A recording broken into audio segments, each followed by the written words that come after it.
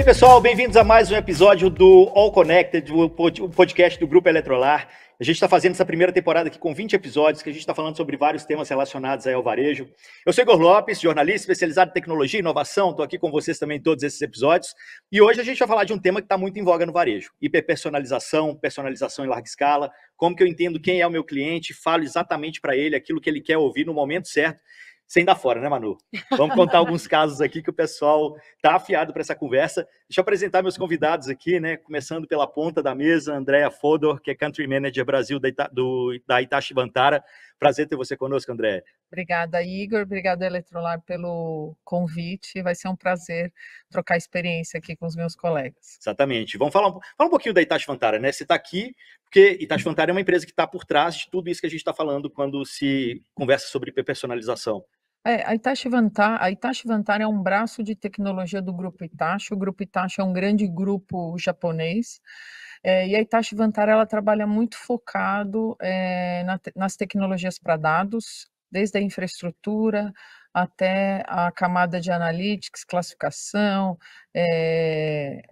governança dos dados. Então, o nosso foco está muito em realmente criar uma infraestrutura confiável, com segurança para os clientes poderem trabalhar o tema de dados. E dentro do varejo é um tema muito conectado com a personalização. Com certeza, sem essa organização dos dados não dá para fazer muita coisa, né? Não, Guilherme Stefanini, CMO do Grupo Stefanini, prazer ter você conosco mais uma vez, aí já quase sócio do TD, do Grupo Eletrolar. Daqui a pouco a gente está pagando parte do salário dele. Prazer ter você aqui mais uma vez. E fala um pouquinho do Grupo Stefanini também para o pessoal. O Grupo Stefanini é um grupo de tecnologia, né? E muito do que a gente tem feito é o que a gente chama de last mile. Então, como é que a gente aplica a tecnologia dentro do contexto do negócio dos nossos clientes para ter uma vantagem competitiva e que eles capturem as oportunidades que aparecem, né? Então, agora, IA vem ser muito falado, mas a gente já trabalha com isso há 12 anos.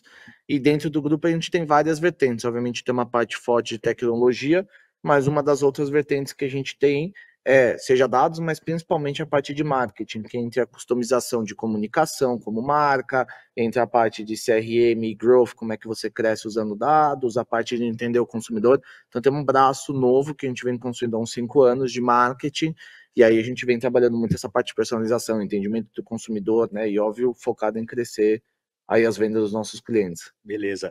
Bom, ao lado do Guilherme temos a Manuela Brienza, que é Head of Growth da PicPay, mas está aqui também como profissional de marketing de muito tempo, com muita história para contar, né, Manu? Prazer ter você também com a gente. Prazer, obrigada pelo convite, muito legal estar aqui. Já passou por muito lugar, tem muita experiência aí.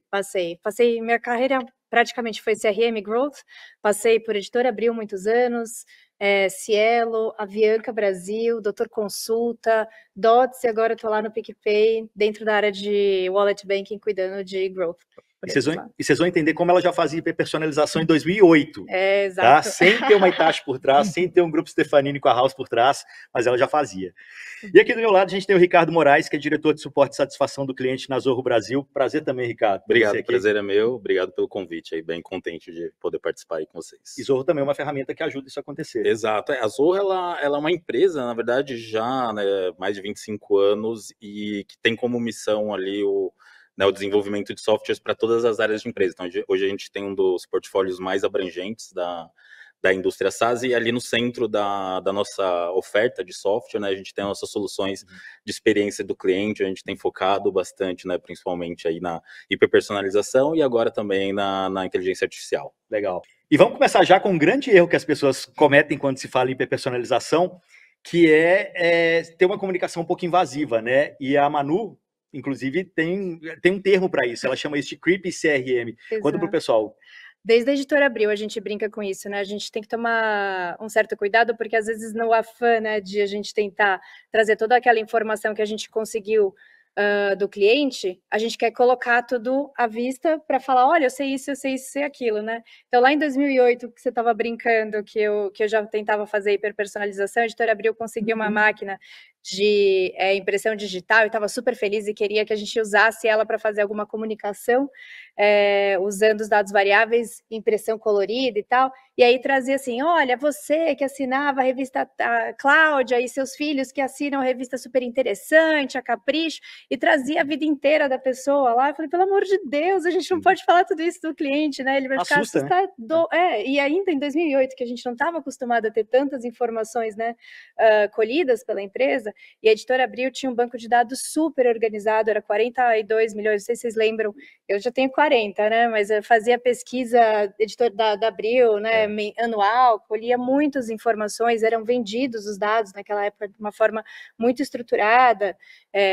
Então, a Editora Abril tinha os dados muito organizados. Né? Era pré-LGPD. Mas a gente fazia parte da ABEND e fazia muito bonitinha a questão de banco de dados, os dados eram consentidos e tal, mas mesmo assim ainda não dava para... A gente não estaria compliance hoje com o que é LGPD, mas mesmo assim tomava-se um certo cuidado com o que era... E de qualquer forma, as informações iam abertas, né? Eram dados que estavam abertos e hoje a gente não poderia fazer, mas mesmo assim, a gente olhava isso e ainda hoje, mesmo depois de muitos anos, a gente continua vendo isso. Quantas vezes a gente não está com o nosso celular comentando numa roda de amigos e fala, quero viajar para tal lugar, e alguns minutos depois você começa a receber ofertas daquele lugar ou de alguma passagem aérea.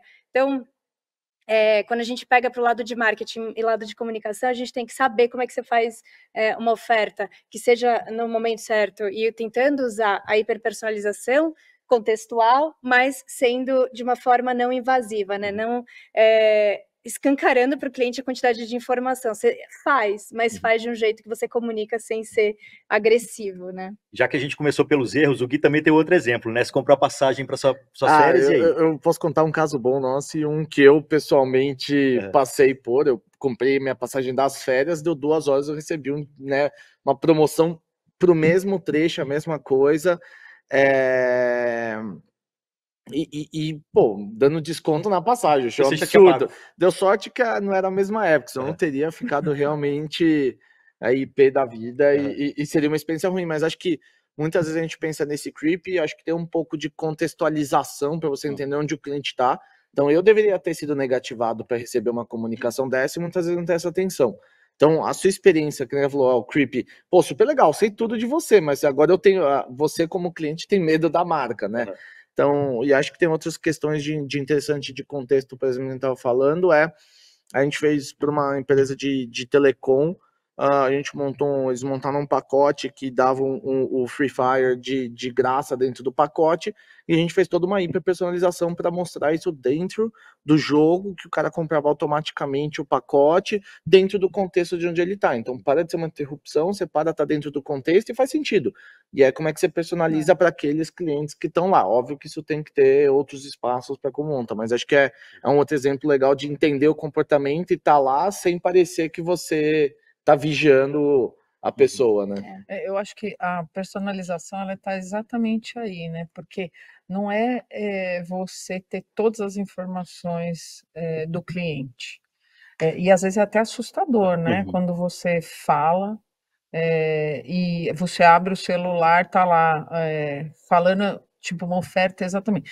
Então eu acho que entra muito mais na customização, né? Como o Guilherme comentou do jogo, do que realmente você saber tudo daquele cliente. Então acho que existe uma linha tênue ali entre saber tudo do cliente e realmente personalizar algo para o cliente, né? Perfeito. Que é isso, eu tenho um monte de dados ali, do jeito que foi feito naquela época, né? Juntei A com B com C e soltei. Mas eu não entendi o contexto que o Gui falou. Eu acho que é isso que vocês ajudam muito, pessoal, né? Exatamente. Eu acho que o desafio do varejo, ele passa por vários temas, né? Eu sou de tecnologia, mas eu gosto de falar que a tecnologia ela não anda sozinha, ela anda junto com pessoas, né? Processos, e principalmente pelo lado cultural de você realmente colocar o cliente no centro das suas decisões, né? Então, acho que tem tudo antes da mudança tecnológica, de você investir em tecnologia, e para o varejo, ele é extremamente sensível, né? Porque o varejo, ele trabalha com margens apertadas, ele trabalha com eficiência em logística, é sempre complexo, né?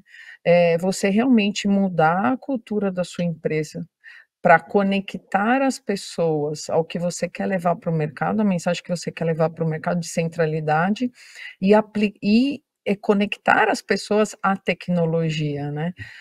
Quando a gente fala em dados, outro dia eu tive junto com o presidente do iFood e ele comentando que hoje todos os colaboradores são certificados em banco de dados, mesmo os colaboradores que são do negócio. Então você vê como a tecnologia ela não anda sozinha, ela tem que estar associada ao negócio e muito próxima do negócio e muito próximo das pessoas.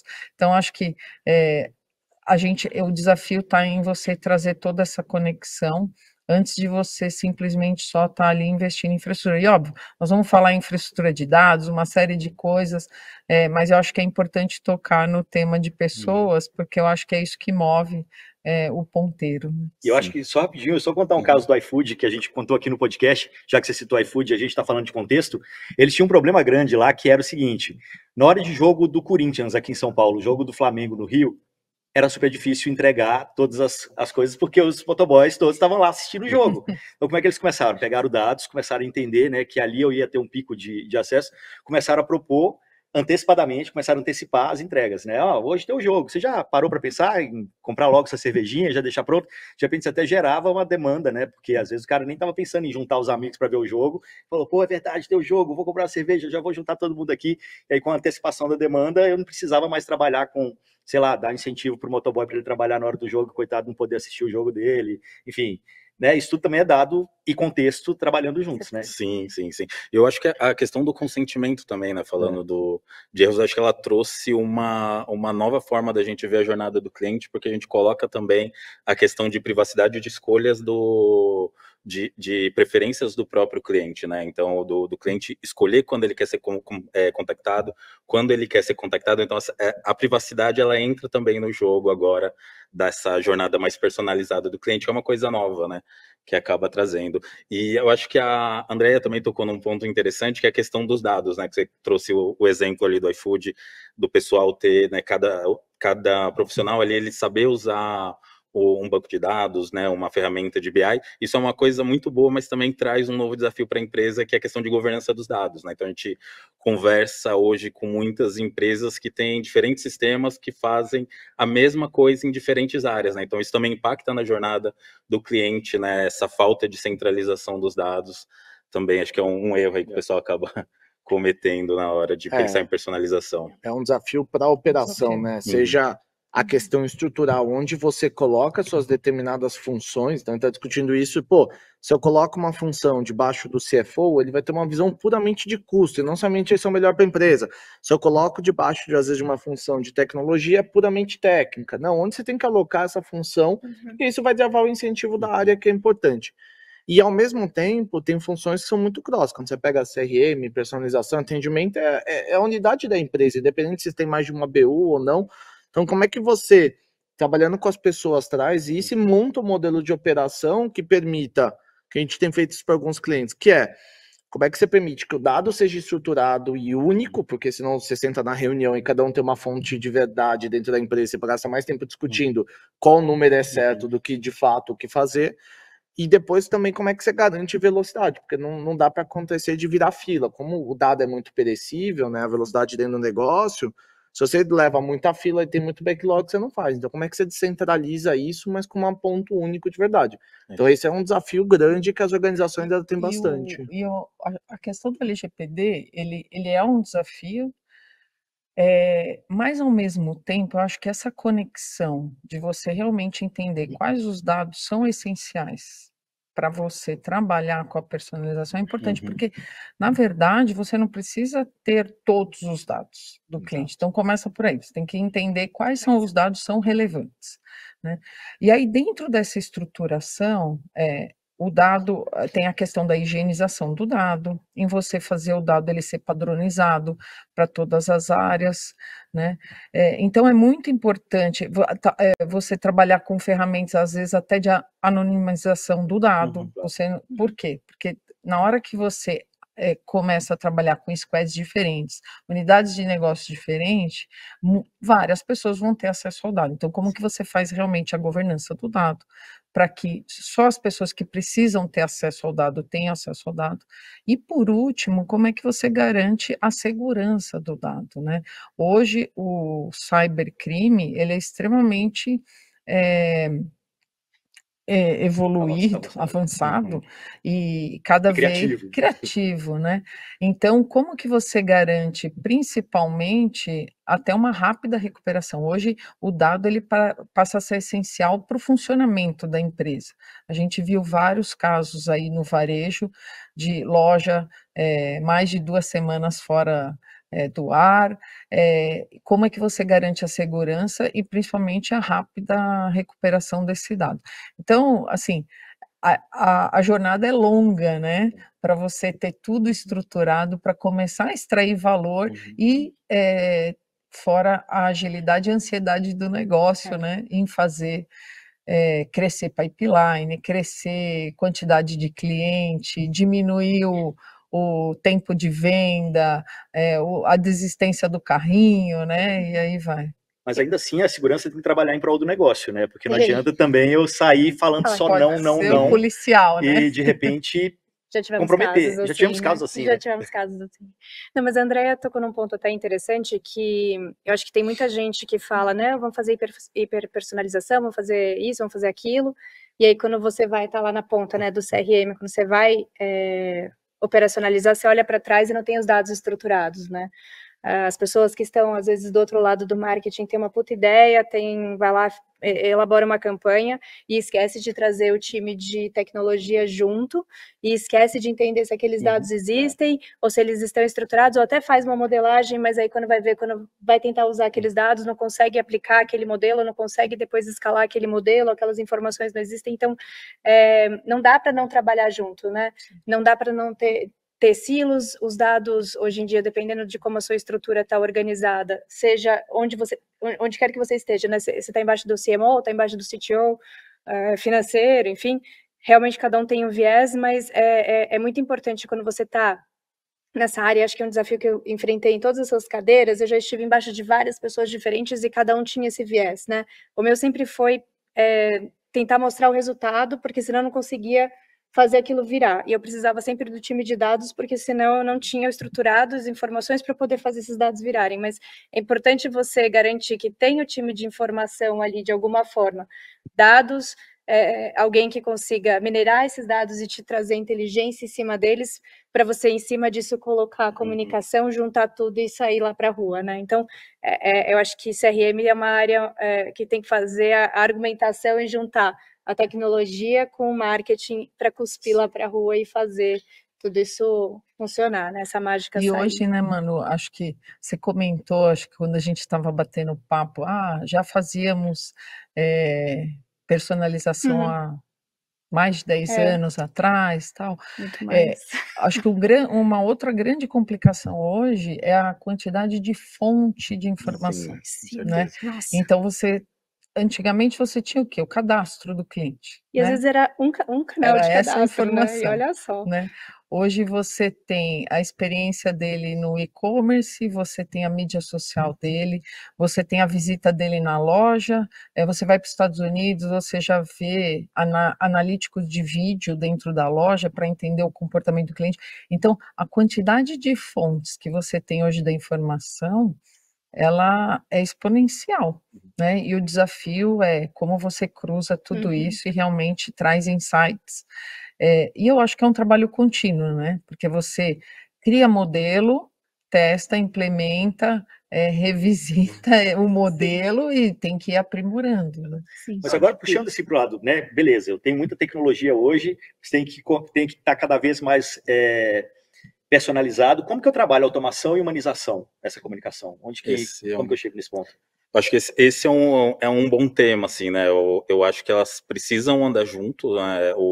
Principalmente o público brasileiro, que é um público que a gente vê que em muitos momentos ainda prefere, né, o atendimento, o contato humanizado. Eu acredito muito que assim, a estratégia precisa vir, né, primeiro daquilo que é mais simples, né, e passível de automação. Então, falando de FAQs, né, falando de dúvidas sobre um produto específico, coisas que a gente consegue automatizar e deixando coisas mais sensíveis, né, com o fator humano ali, talvez, né, com, por exemplo, um cancelamento, né, que são coisas mais, ações mais emocionais do cliente. Normalmente elas são melhores, elas pendem melhor para um atendimento mais humanizado. Eu falo... A controvérsia. Que eu não queria falar com ninguém. Eu acho que aí depende muito da perspectiva do consumidor. Obviamente, para o negócio, você não quer evitar cancelamento, mas acho que é mais importante entender e como você usa. E acho que tem uma parte relevante que eu falo muito para o meu time, que é hoje para o marketing ser humano tem que ser tecnológico. Porque se você espera uma interação de quase 1 para 1, é impossível você fazer com capacidade humana dentro das empresas. Então, acho que tem muito de onde você entende que você é mais relevante e como é que você olha. Acho que hoje até com IA generativa, muito do que tem aparecido, o nível de customização que você consegue executar. Então, a gente tem um cliente que é da parte de adquirente, a gente já tá falando para ele, você tem um cara que é um pet shop, você vai ter um que é um varejo, uma padaria, tem uma loja de conveniência.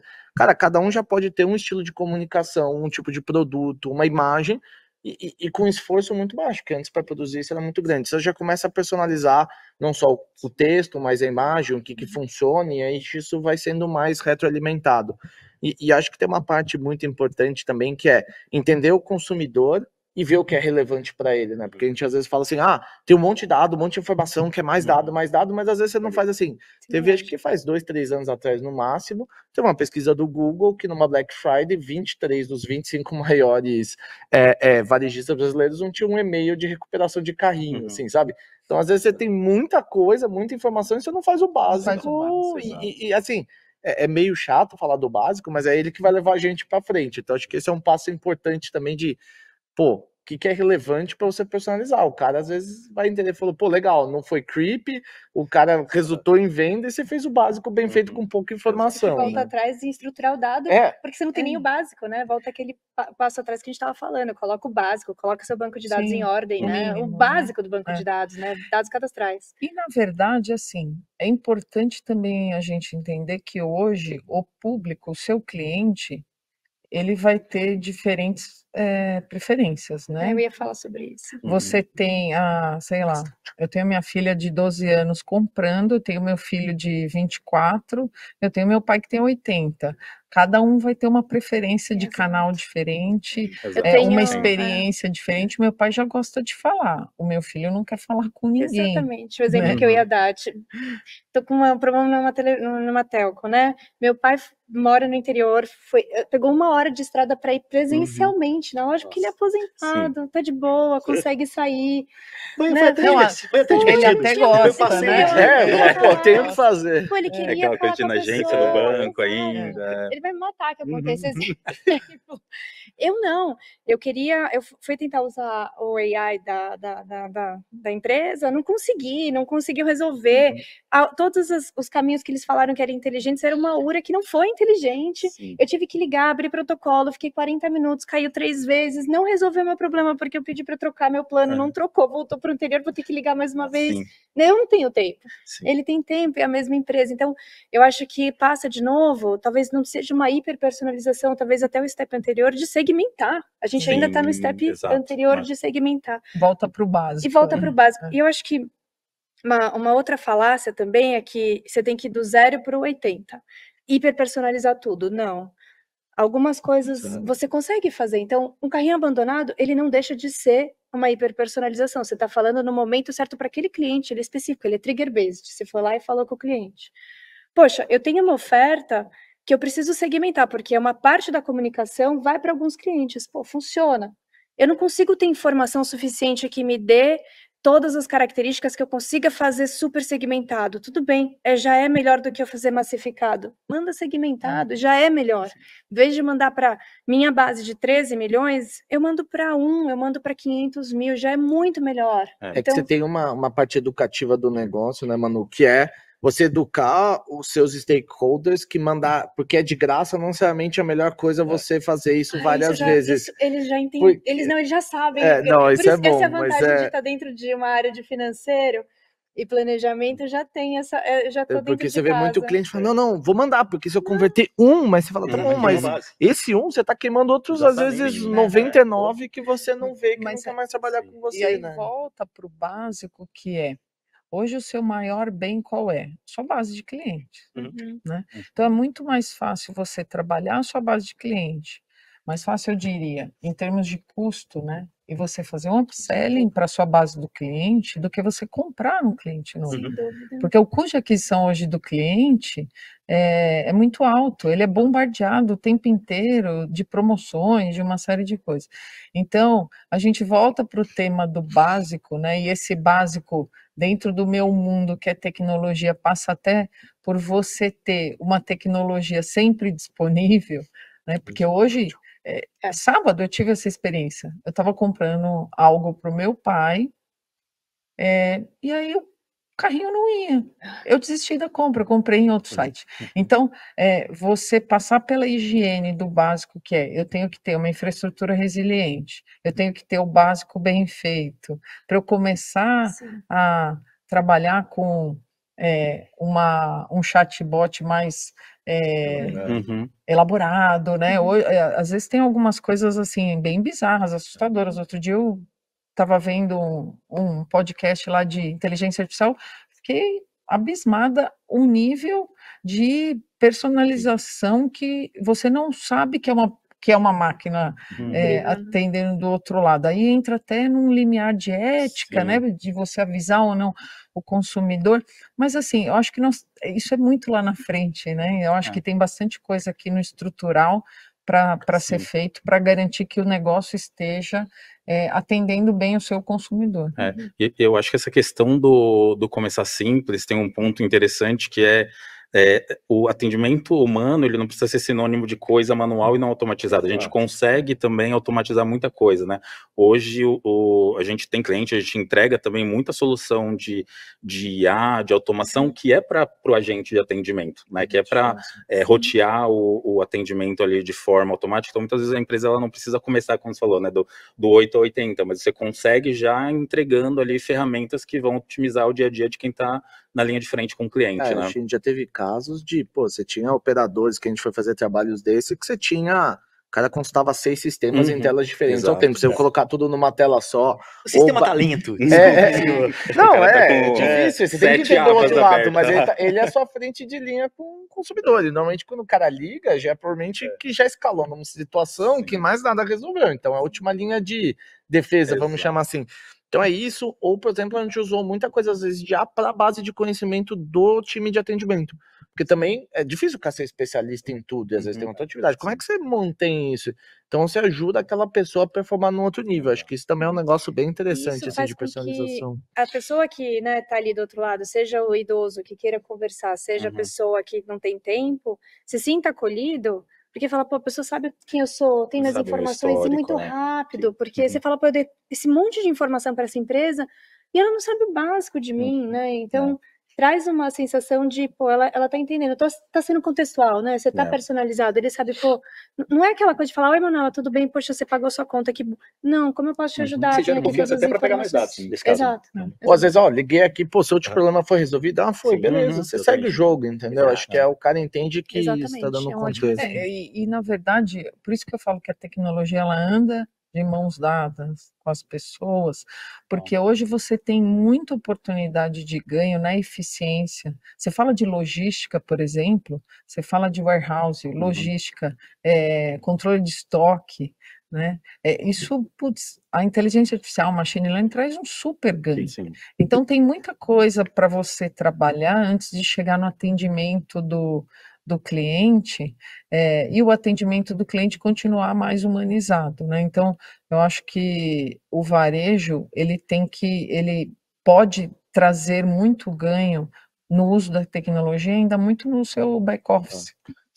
Eu acho que o varejo tem uma força competitiva, óbvio, o varejo depende um pouco do tipo de varejo, mas que ele tem uma visão mais 360 do cliente. Quando você pega indústria, alguns outros lugares, você não tem isso, então ele é muito mais limitado de às vezes, falta de dado. O varejo, ele tem, às vezes, até excesso, mas é uma vantagem competitiva interessante até de como você trabalha. Então, você pega retail media agora, por exemplo, é um negócio que eles também têm uma capacidade de entender e conversar com o consumidor de maneira muito eficiente e vale a pena, porque ele não é incentivado a só vender propaganda, ele também é incentivado a fazer a venda do varejo, né, que é onde ele tem o rendimento. Então ele acaba até tendo experiências melhores, às vezes, para o próprio consumidor. Né? Eu queria voltar a 2 pontos que vocês falaram aí também, porque eu deixei, vocês engataram no papo, aí tá bom. Uma coisa é métrica, né? Vocês falaram, beleza, a gente de repente disparou o e-mail ali e teve uma conversão, o cara de vendas está feliz, mas o cara de marketing está falando, putz, cagou, ferrou minha base. Quais métricas que vocês podem dizer, assim, trazer para a mesa? Quais são as métricas mais inteligentes de se mensurar quando eu estou falando de hiperpersonalização? Bom, que a gente hoje em dia está usando lá em casa, né? A gente olha as básicas de engajamento, então por canal, a gente olha abertura, clique, que são as tradicionais, que eu sempre usei a vida inteira, para ver quão saudável é o canal e se eu deveria estar ou não fazendo aqueles disparos. A gente acaba olhando, porque não tem como, me ajuda a entender de qualquer forma se eu estou fazendo certo para 1 milhão ou não, né, se eu estou acertando ou não, mas a gente tem dashes específicos para olhar. Por exemplo, eu estou hoje pilotando alguns modelos de teste de taxa, teste de cashback, se eu estou com a melhor oferta para aquele cliente e tal. Então, eu preciso ir acompanhando dia a dia para ver se está funcionando ou não. Então, qual que é a incrementalidade que cada uma daquelas ofertas está dando? E essa é uma oferta bem legal, porque ela é 100% personalizada na ponta. Não tem ideia do que está saindo lá, né? Eu estou acreditando que está tudo funcionando, porque a gente colocou tudo personalizado, então tem a oferta personalizada na ponta. Então, a gente vai monitorando e esses dashes vão me dando a certeza se a gente está tendo as conversões incrementais, sempre olhando com base num grupo controle que tem uma oferta padrão. Perfeito. Então, eu olho margem incremental, que é o do meu indicador hoje, mas existem outras que eu posso olhar. Por exemplo, acabamos de sair de uma campanha de... a gente tem débitos veiculares como um dos produtos fortes da minha BU. Então, a gente paga multa IPVA. Inclusive, a gente criou uma campanha gigante. Eu contei essa, né? A gente tem mais de 600 comunicações em 7 réguas. É um super case do meu time. A menina que tocou, ela é incrível. O time inteiro, né, idealizou, enfim, colocou no ar. É um time grande que colocou no ar, porque não dá para fazer uma só, mas, enfim, ela que estava liderando. Com 50% de incrementalidade de TPV e tudo mais, assim, foi um puta case. A gente acompanhava também quantidade de placas cadastradas, incrementais. Então, é outra métrica, não é margem, não é dinheiro, mas a partir do topo do funil de placas cadastradas, eu consigo mensurar o quanto que incremental eu faço depois dessa placa cadastrada, porque a partir da placa cadastrada eu tenho mais, a pessoa já está ali engajada, é mais fácil para converter ela, depois eu começo a falar com ela a partir dali. Então, eu já tenho um lead mais quente ali, e aí eu não falo com todo mundo que não tem placa cadastrada, já tiro essas pessoas, eu já diminuo minha base.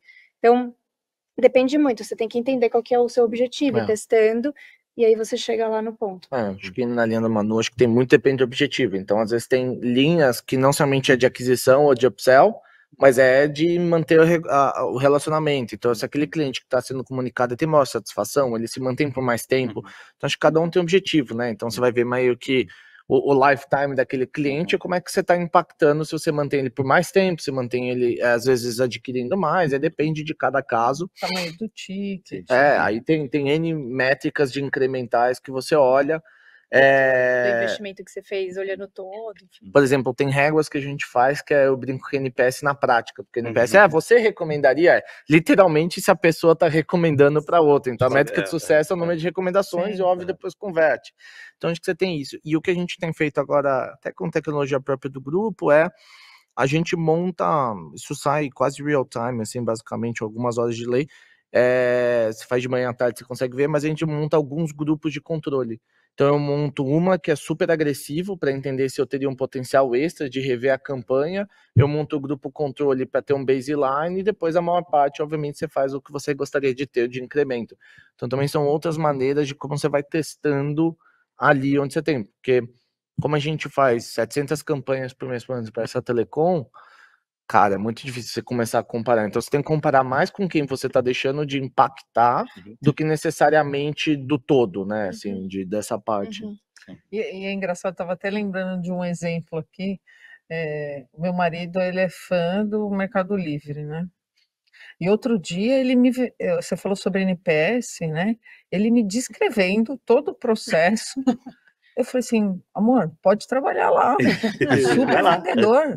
Me falou sobre o cashback, me falou sobre tudo. Então, assim, você vê como um cliente satisfeito, o NPS é alto, e ele realmente influencia outras pessoas a usarem o mesmo produto, né? Então, é impressionante como isso é uma cadeia, uma cadeia mesmo. Acho que tem partes assim de métricas, eu tô engajando quem é fiel a gente, porque muitas vezes a gente olha sempre cliente novo, comprar mais, mas e o cara que já é fiel, o que eu faço para ele, né? Então essa é uma parte também relevante, falando de personalização, que às vezes a gente esquece de manter relacionamento. O que eu dou de especial às vezes para aquele cara ali, ou aquela pessoa, ou aquela, né, quem seja, que está comprando para ele ali, realmente que é se sentir como cliente. Exatamente. Né? Exato. Então você tem uma parte do CRM de relacionamento e não só de venda, né? Sim.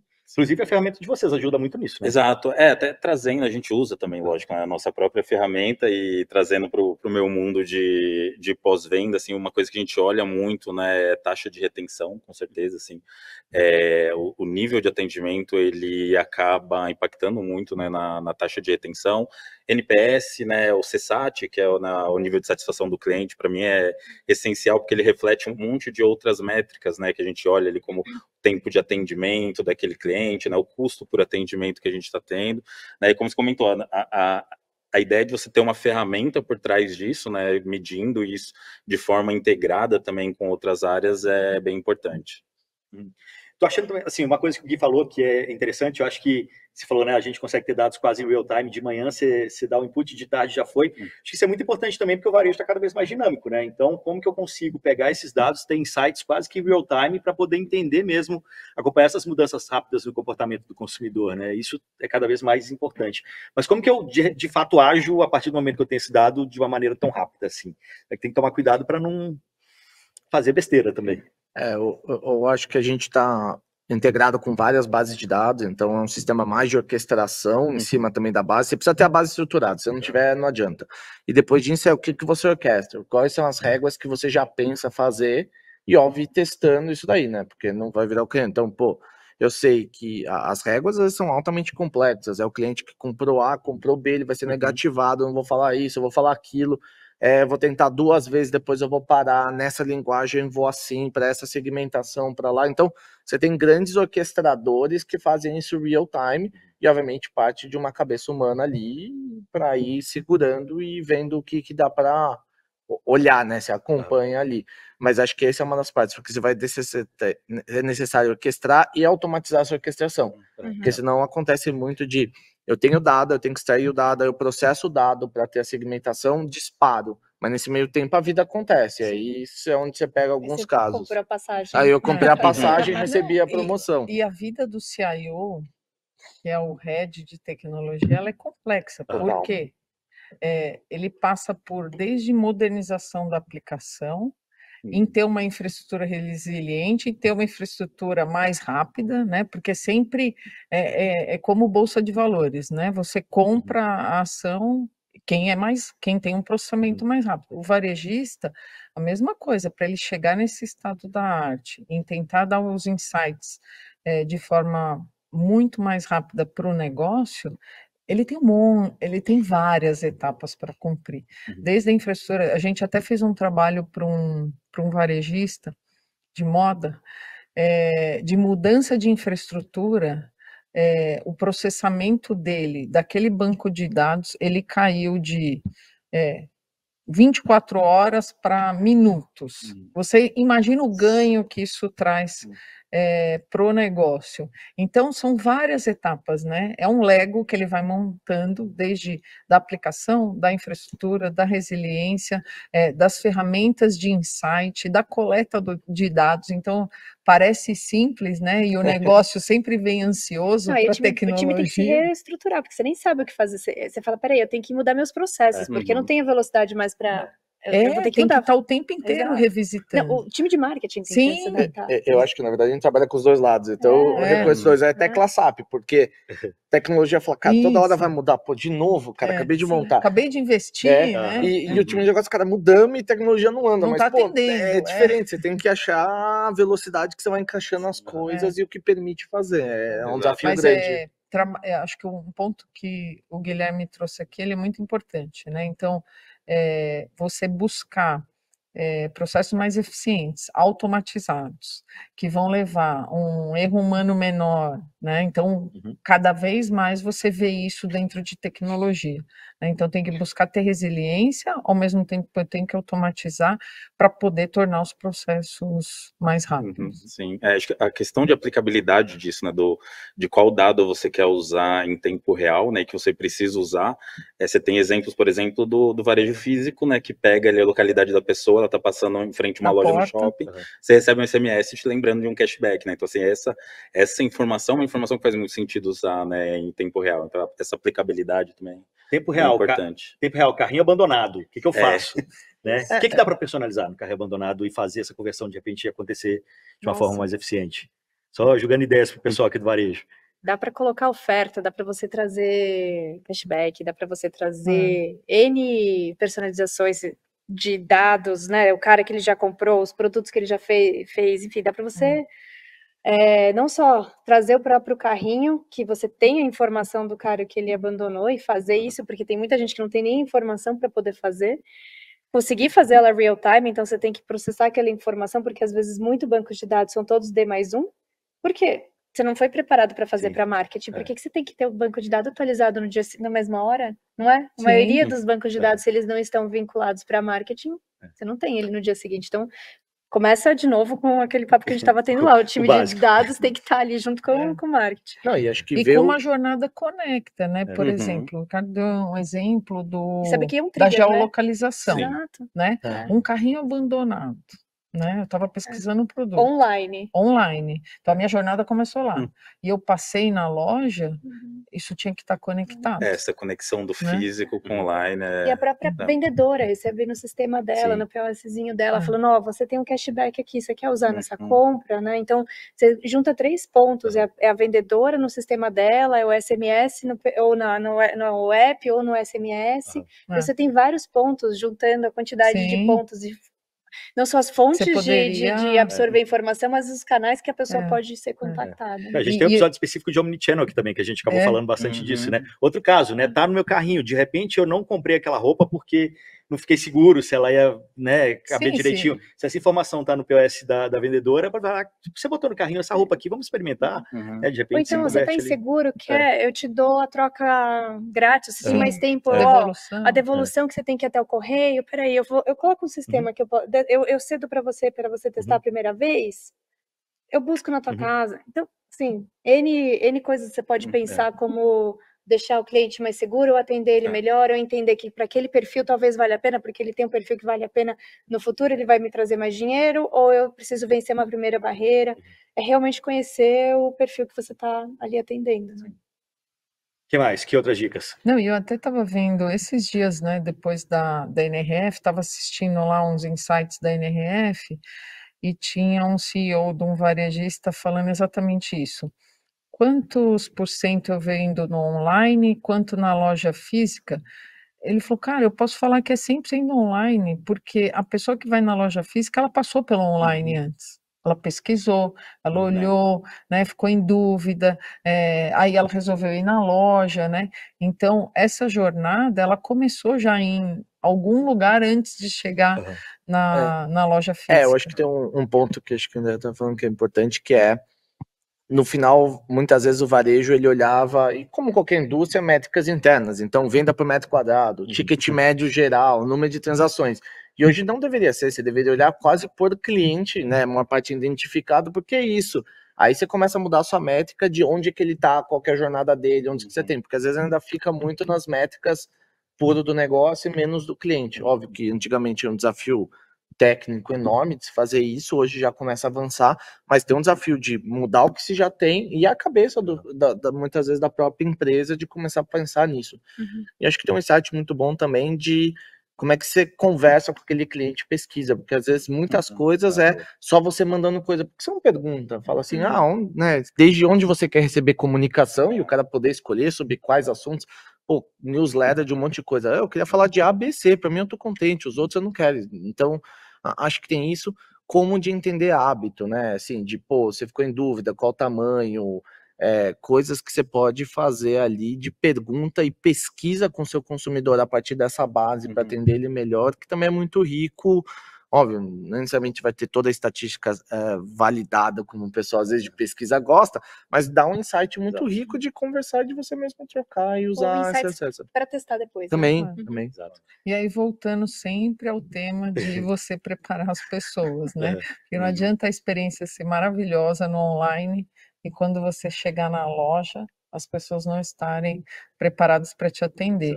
Várias vezes eu já fui em loja porque eu gosto daquela loja, eu gosto de ir naquela loja porque a experiência é legal, porque a pessoa conhece muito do produto, né? Então a gente tem sempre que ter essa conexão tecnologia-pessoas. Boa. A gente brinca muito na Eletrolar, na verdade, sim, a Eletrolar, o Grupo Eletrolar tem um programa que chama Compradores VIP. A gente leva 600 compradores VIP do Brasil inteiro para a feira e são pessoas do Brasil inteiro. Então tem muita questão da personalização regional também. O cara da bemol que manda na Amazonas é uma questão diferente ou tem que ser tratado de uma forma diferente daquele cara que, sei lá, que é líder no Sul, né? Como que vocês ali na House conseguem ajudar o pessoal também, Gui, nesse sentido de trabalhar a personalização regional? Muda um pouco quando a gente fala do individual, assim? Acho que muda. Acho que você tem muitas vezes em como se comunica, acho que é onde tem, porque o fato do que comprar, o que fazer, é o contexto daquela pessoa, então independente de onde ela tá, ela tem aquele contexto específico, mas a maneira de você engajar faz total diferença. Então, por exemplo, a gente fez agora uma campanha aqui, comunicação para Coca-Cola, e era para o Rio Grande do Sul. Cara, a gente foi fazer a campanha específica para o Rio Grande do Sul, então tinha time de pessoas do Rio Grande do Sul, entende? Aí vai um pouco de ter times com multiculturais, de como você trabalha, diversidade, de pensar, porque é isso, cada região tem a sua maneira, a expressão que você usa, que aí eu acho que faz muito sentido. Mas aí eu acho que é isso, a grande personalização regional vem na comunicação do que você fala, e óbvio, também tem muito da categoria de produto que você vai ofertar. Né? Então tem a famosa história do Walmart quando veio para o Brasil, tinha tilápia e golfe, né, cara? Ninguém compra isso aqui. Mas o tipo de produto e a comunicação acho que é onde impacta mais a regionalização. Eu acho que o costume também, né? Eu fiz uma matéria com o pessoal da Bemol, por exemplo, que é do Amazonas, são fortes no Amazonas. Para eles, o cara que mora numa população ribeirinha no interior do Amazonas, o tempo de entrega não é nenhuma questão, porque ele já sabe que vai demorar mesmo para chegar. Então, assim, é um benefício que talvez para ele não vai mudar a chave, né? Então, também trabalhar um pouquinho isso. O que o cliente espera, né, de você? A gente acabou não falando sobre esse case, mas tem mais um case da Editora Abril antigo. Falando lá, é uma escola, mas foi uma escola para muita gente. Teve um case que esse nem fui eu, mas ganhou vários prêmios quando foi lançado. Regionalizou-se, Veja era uma grande, era uma base muito grande de aquisição, porque era a maior revista, né, na época. A gente está falando de 2008, 2007, não, 2009, 2008 e 2009. Quebrou-se e começou a se falar diferente nas peças. E era mala direta, era impresso. Então, de novo, era o creepy, era a impressão digital feita, bem feita. Então, se usou a informação de saber onde que era. Então, a brincadeira da magrela no Rio de Janeiro, de falar a linguagem do gaúcho, falar a linguagem do carioca, a linguagem do Nordeste, usasse, e não sei se vocês sabem, mas tinha capa do Nordeste e capa do Sul, né? Então, porque na edição principal? Na Cláudia tinha, na L, porque você não tem inverno no Nordeste. Então não faz sentido ter moda inverno para eles. Então tinha-se edições feitas e a capa também era diferente. Mas ganhou prêmio porque a diferença de venda de assinaturas foi, assim, o ganho foi gigante. Então tinha esse redator que foram contratados na época, que eram freelas para fazer essas peças. Redatores e locais. Foram locais. Legal. E foi muito bem. Eu não vou lembrar, obviamente, dos números, enfim, mas foi muito bem feito e foi muito grande a discrepância de resultados quando comparava com a base normal. Agora, até fazendo uma pergunta aqui, vocês acham que a personalização é um desafio à escala também? Como é que você ajusta? Acho que com o digital isso se foi, na época que a gente tinha mala direta, que a gente não tinha tanta flexibilidade. Hoje a gente tem as ferramentas digitais, as grandes plataformas de CRM, mídia paga, a gente consegue personalizar. Eu acho que a diferença é você ter os dados estruturados para não errar, porque se vem alguma coisa, quanto aqueles grupos que a gente recebe, tem alguém aí da empresa tal, porque saiu errada a personalização aqui, né?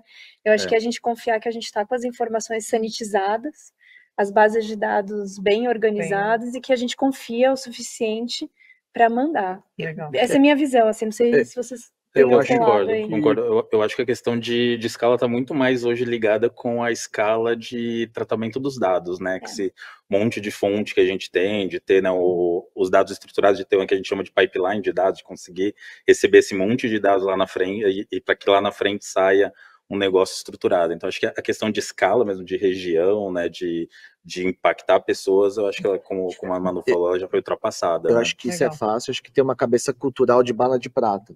Então, às vezes quer comprar só uma tecnologia, acho que vai resolver o mundo, não vai. Ou quer fazer um caso que vai abranger todo mundo, não vai, né? Então, acho que são pequenas coisas e isso, obviamente, sempre dá muito mais trabalho. Então, acho que esse aspecto cultural de não ter a bala de prata, acho que hoje é um dos grandes itens que virou ao contrário, né? Antes era tudo massivo e você aceitava porque era difícil, agora é mais ou menos tudo massivo porque você quer ter uma bala de prata, só que o consumidor já não tem essa nível de exigência essa compaixão, vamos dizer, essa empatia com você, né? Por favor, pelo menos acerta meu nome, né?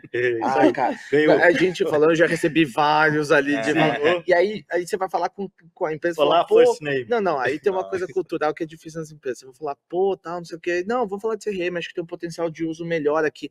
Não, aqui a gente manda muito bem. Não tá de falar, cara, acabei de receber aqui, olá, Danilo, e eu sou o Guilherme, cara, assim, não é possível que tá tudo ótimo aí pra gente poder conversar. Não, e tem coisas básicas que podem... Eu tava lembrando agora, nas férias, eu viajei para fora do país, aí no que eu acessei o streaming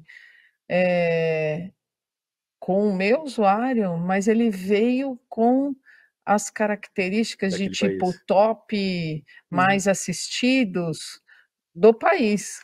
Eles fazem isso, né? E não o meu. E é totalmente diferente. É porque então eu tava base no deles Chile, é diferente, né? E eu sou do Brasil, e aí eu recebi como top mais assistidos filmes de lá. Né? É que eu acho que tem um outro aspecto aqui que a gente não falou, mas de incentivo, que é a gente pensa a personalização a partir da empresa, o que é melhor para a empresa, não somente o que é melhor para o cliente.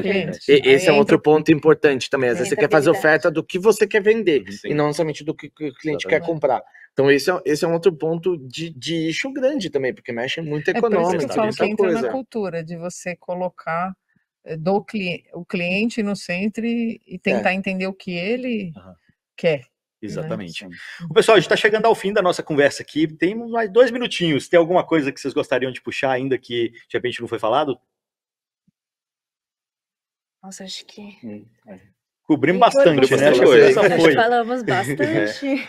Bom, pessoal, mas se você ainda tem alguma pergunta, alguma dúvida, a gente vai deixar aqui junto do vídeo, junto desse podcast, os links para os LinkedIn de vocês. Acho que é o melhor caminho, né?